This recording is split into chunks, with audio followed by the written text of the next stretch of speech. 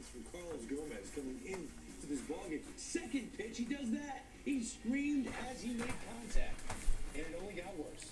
He stares down Paul Maholm. Then he's jawing with him.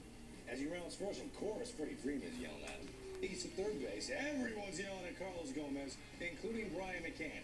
After the game, the pitcher, Paul Maholm, said this. You know, I guess every guy that hits him, he's going to decide to act like that. And, I've hit plenty of guys. I've given up homers. He's not the first. He's not the last. And, but I'm probably going to say he's the last guy that's going to act like that when he hits a homer. Ooh, now Carlos Gomez did issue this, an apology. I would like to apologize first to the fans, Major League Baseball, my teammates in the Brewers organization, as well as the Braves organization. The way I carried myself on the field is unacceptable. I should have done better to control myself and set a good example.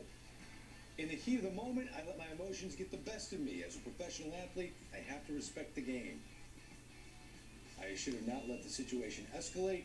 I would like to put this behind and do what I love, and that is play baseball at 110%. Again, my apologies to everyone that I may have offended. I truly regret it. Thank you, and have a good night. God bless. That from Carlos Gomez. Okay, I buy it. You buy it? I think when you're in the heat of the battle like that, your emotions get the best of you. The season's coming down to an end. He's getting a chance to play every day. He was hit twice earlier, once last year, once earlier this year.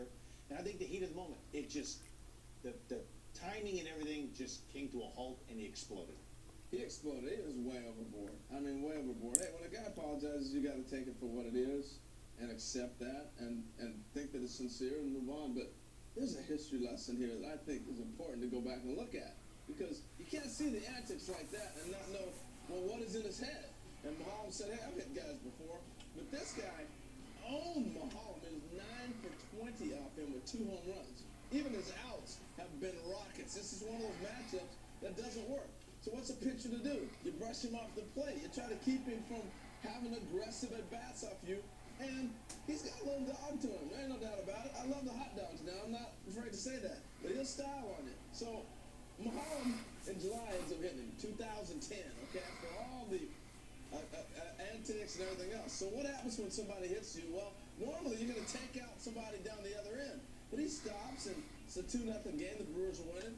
April 10th, he hits another hammer down the line. He flips his bat, which he does basically all the time, but it doesn't look good.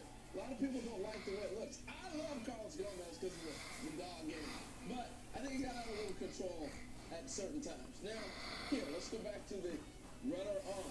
When you get on, what do you try to do? You try to take this other guy out. He's still thinking about being hit back in April, all right?